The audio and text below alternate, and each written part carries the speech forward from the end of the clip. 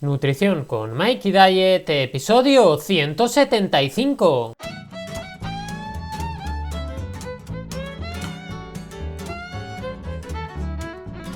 Buenos días, buenas tardes o buenas noches, dependiendo la hora que me estés escuchando. Y bienvenidos a Nutrición con Mikey Diet, el podcast donde aprenderemos todas esas cosas que nos van a servir para perder peso, cambiar hábitos y conseguir nuestros objetivos. Os recuerdo que podéis entrar en mi web mikeydiet.com, mykdiet.com, y allí, aparte de todo el contenido que voy subiendo, podéis contactar conmigo para tener una consulta y que os prepare vuestro propio plan nutricional, acompañándoos paso a paso en el proceso. Y recordad que podéis poneros en contacto conmigo para cualquier otro tema a través de mikeydiet.com/contacto. Y bueno, ya estamos hoy a miércoles 22 de enero del 2020. Ya estamos a miércoles, mitad de semana, y estamos ya diciendo cuándo llegará ese fin de semana que tanto estamos esperando. Al menos muchas y muchos lo estaréis esperando. Y bueno, hoy como buen miércoles, ¿de qué vamos a hablar? Vamos a tocar un tema de ciencia. Y en este caso vamos a tocar el tema de los alimentos integrales. Porque realmente una de las cosas que muchas veces se remarca a nivel de salud es identificar los alimentos integrales, cambiar las harinas refinadas por integrales. Es decir, que damos una gran prioridad a hablar acerca de este tema. Pero, ¿realmente tiene sentido esta recomendación? Porque, a ver, yo voy a sincerarme, ¿vale? Desde el principio, porque yo sí es verdad que prácticamente desde que empecé mi camino en este vasto mundo de la nutrición, he realizado una recomendación a la que hacía siempre mucho hincapié, y es el hecho de tomar cereales integrales frente a los cereales refinados.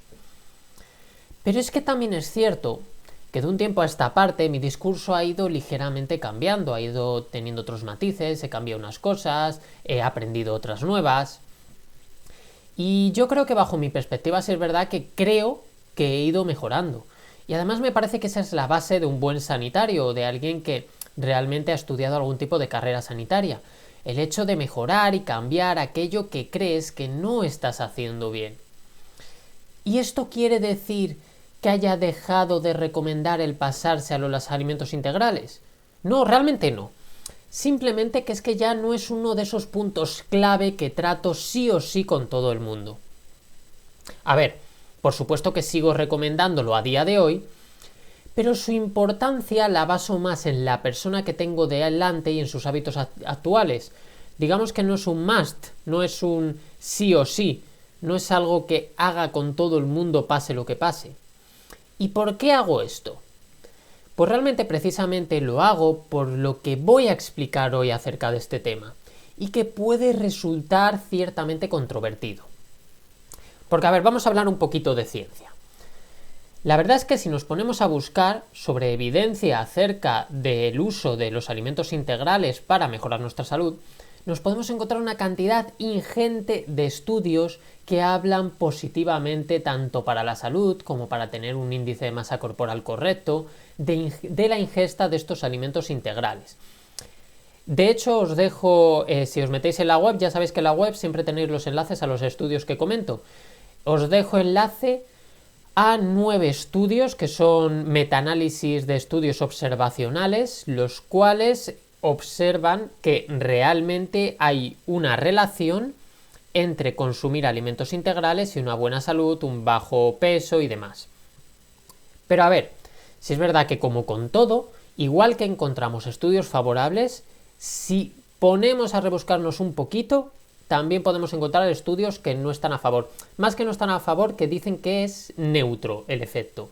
Lo que pasa que también es cierto que hay muchísima mayor evidencia a favor de que realmente esto funciona a nivel observacional que evidencia a nivel observacional de que es neutro.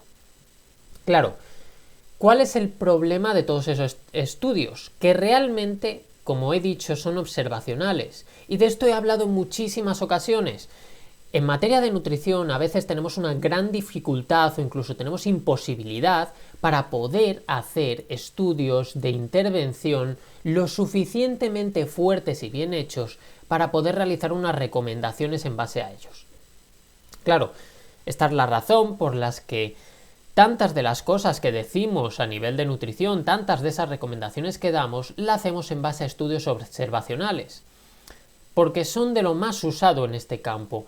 Porque al final también es cierto que tenemos que tener en cuenta que el ambiente juega un papel fundamental y puede que incluso esos estudios observacionales para otras cosas nos sirvan para entender que realmente cuando tú llevas eso a la práctica diaria normal no es tan fácil como parecía cuando lo hacías en condiciones de laboratorio.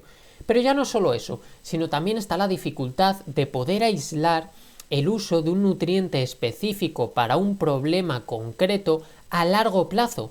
Es decir, tenéis que pensar la dificultad que tendríamos para poder coger un grupo, por ejemplo, de 2000 personas y aislar realmente cuál es el efecto que va a hacer únicamente el cambio a alimentos integrales a lo largo de, por ejemplo, 10 años, 15 años o 20 años.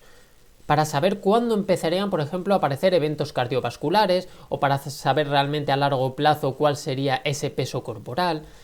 Y teniendo en cuenta eso, cambiando solo un pequeño aspecto de la dieta, nada más, y seguir a esas 2000 personas durante todo ese tiempo y que durante todo ese tiempo esas personas vayan a seguir con esas recomendaciones acerca de los alimentos integrales que has dado y que no se den de baja del estudio. Realmente, como veis, es algo muy complicado. Claro, ¿qué ocurre? Que el problema de los estudios observacionales, que son más sencillos de llevar a cabo, sí que pueden estar sujetos a muchos sesgos. ¿Por qué? Porque quizá esas personas que toman alimentos integrales y tienen parámetros más saludables es porque se preocupan más por su alimentación, porque tienen mejores hábitos en general, porque toman también más fruta, más verdura, porque hacen más deporte. O quizás no, quizás es cierto que el hecho de que tengan los alimentos integrales más minerales, la fibra, que hay una menor absorción, que hay una disminución del índice glucémico tras la ingesta, que hay una mayor saciedad, sea la causante de que existan esos valores positivos. También podría ser, pero no podremos olvidarnos de que puede existir ese sesgo que he comentado acerca de que haya mejores hábitos en general.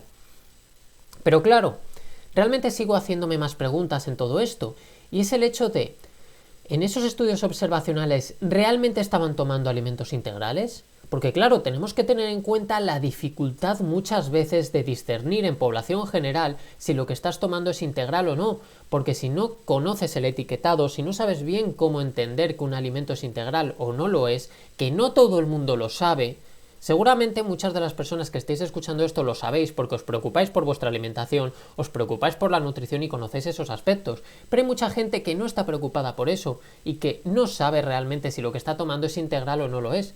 Entonces, claro, imaginad que no están tomando alimentos integrales de verdad.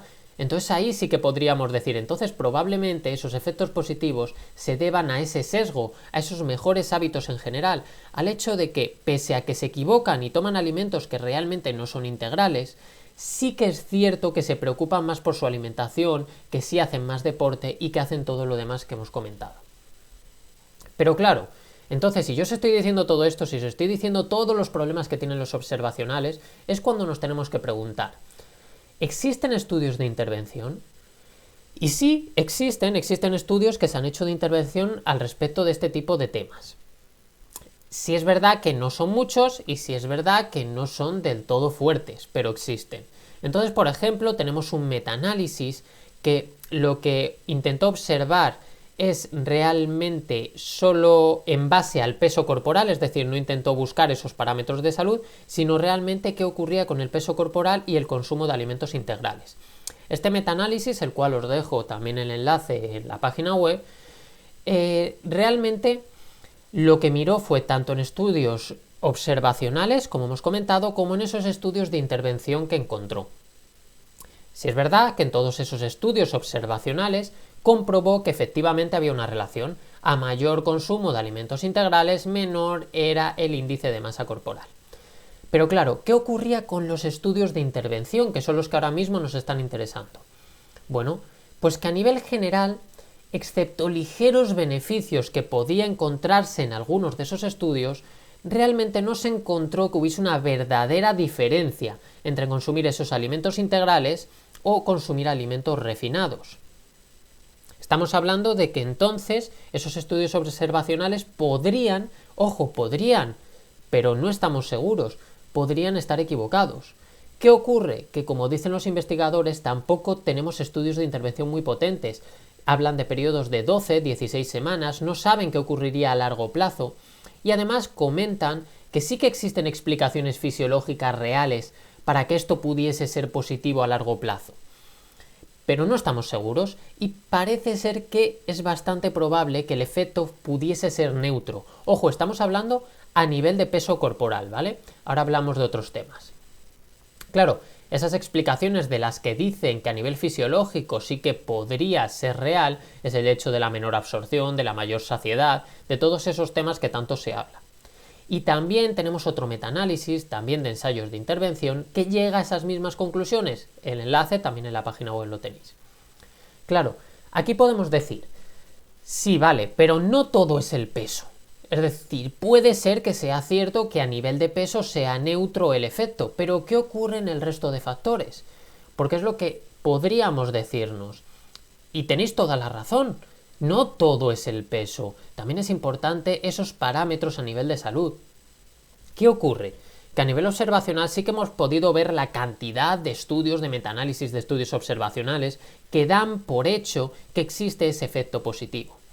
Pero claro, podría estar sujeto a esos sesgos que hemos hablado. ¿Y tenemos algún tipo de evidencia a nivel de intervención? Pues por ejemplo, tenemos un metaanálisis de ensayos de intervención que lo que intentaba comprobar era su relación con la enfermedad cardiovascular. ¿Qué ocurre? Que hay un problema. Que los propios autores dicen que los estudios no están del todo bien diseñados, o que hay muy poca muestra, o que tienen muy poca duración. Es decir, que realmente sí es cierto que tienen problemas a la hora de determinar algo, incluso con este metaanálisis de ensayos de intervención, debido a la digamos, débil evidencia que pueden darnos. Por eso, falta de muestras, es decir, hay poca gente en el estudio, porque duran muy poco tiempo, porque ni siquiera podían comprobar, debido a la duración de tiempo, no podían comprobar la aparición de efectos de eventos cardiovasculares a largo plazo, sino que realmente se tenían que basar únicamente en esos factores de riesgo. ¿Y qué factores de riesgo miraron? Pues miraron colesterol y tensión arterial. ¿Y a qué conclusión llegaron? Que no había ninguna diferencia entre tomar los alimentos integrales o no tomarlos, e incluso de disminuir la cantidad de cereales en la dieta. Claro, estamos hablando de que no hay efectos positivos. ¿Pero qué ocurre? Pues lo mismo de antes, que no tenemos bien claro este aspecto debido a que no eran estudios bien diseñados, que no eran estudios potentes, que no eran estudios a largo plazo, que no llevaba mucha gente por todas esas dificultades que ya os he comentado para hacer este tipo de estudios. Pero claro, si yo os estoy diciendo todo esto, entonces ¿qué os recomiendo? ¿Qué tenemos que hacer? Porque claro, aquí es donde volvemos a esa primera parte que he comentado. El hecho de que yo personalmente tengo mis razones para no dar tanta prioridad a este aspecto frente a otros que sí que considero de gran importancia. Es decir, que posiblemente hay muchos otros aspectos de nuestro día a día que tenemos que solucionar antes que el tema del alimento integral como tal. Por supuesto, a nivel individual sí que es cierto que hay personas en las que esa prioridad la puedo elevar tras ver esos hábitos que llevan actualmente. Pero realmente, para mí el problema no es que sea una mala recomendación. Yo no considero que sea una mala recomendación decir lo de los alimentos integrales. Yo simplemente lo que estoy hablando es de la prioridad. Porque, de hecho, a las muy malas es una recomendación que no tendría ningún efecto, ni positivo ni negativo en la salud de las personas. Y teniendo en cuenta que a nivel observacional tiene una relación tan alta con una buena salud e incluso con pérdida de peso, creo que es muy importante seguir realizando esta recomendación.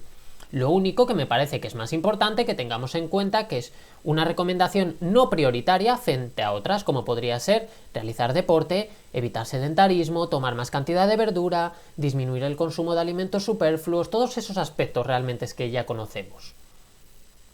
Además de que hay otra cosa a tener en cuenta, que probablemente influye el tipo de alimento integral, influye el tipo de alimento, cómo se hace y demás.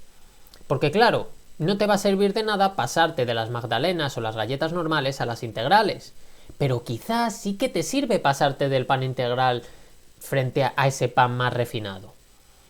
Pero también hay muchos otros aspectos que yo creo que se van a ir teniendo en cuenta en futuros ensayos de intervención, y es el tipo de integral, cómo se consume, con qué se consume, cómo se cocina, si existe o no una variabilidad individual, cuál es la digestión teniendo en cuenta estos aspectos y un largo etcétera.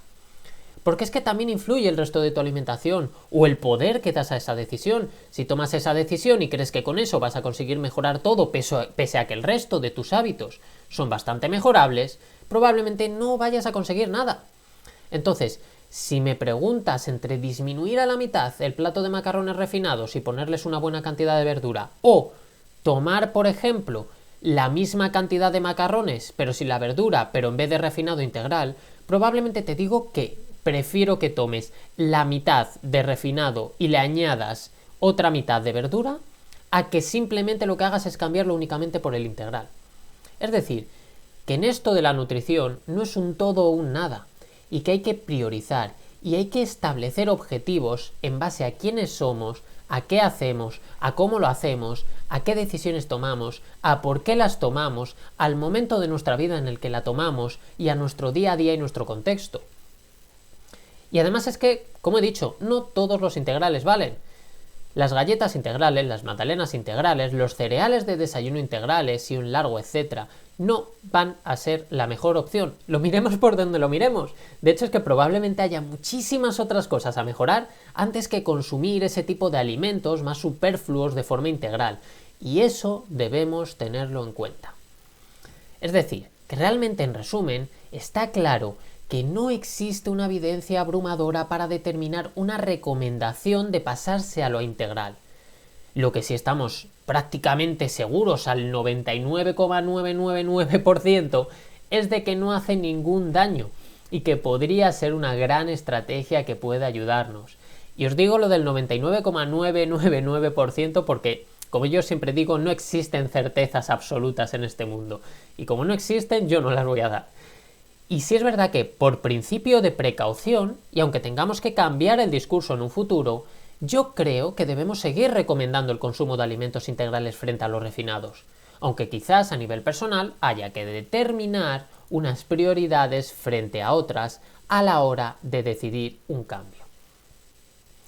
Y bueno, realmente nada más, hasta aquí el podcast de hoy y espero que os haya resultado interesante, que le saquéis utilidad y que ayude también a que entendáis por qué es tan complicado dar recomendaciones a nivel de nutrición y por qué debemos de vez en cuando cambiar el mensaje. Y quiero que comprendáis el hecho de por qué quizá si vais a la consulta de un nutricionista y luego acabáis casualmente en la mía, puede que yo no dé esa prioridad a los integrales y el otro nutricionista sí la haya dado.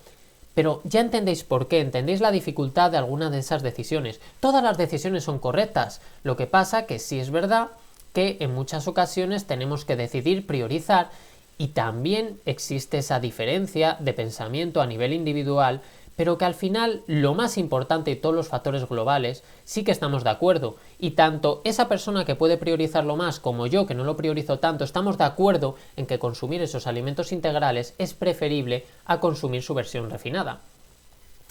Y bueno, realmente nada más. Para acabar os agradecería si podéis ponerme vuestras reseñas y 5 estrellitas en Apple Podcast, vuestros comentarios si me gusta en ebooks y por supuesto si estáis escuchándome a través de YouTube que me sigáis por ese canal. Y como siempre digo, ha sido un placer estar un día más con vosotras y con vosotros. Muchas gracias por estar un día más al otro lado y nos escuchamos en el siguiente podcast mañana con más y esperemos que mejor. ¡Hasta luego!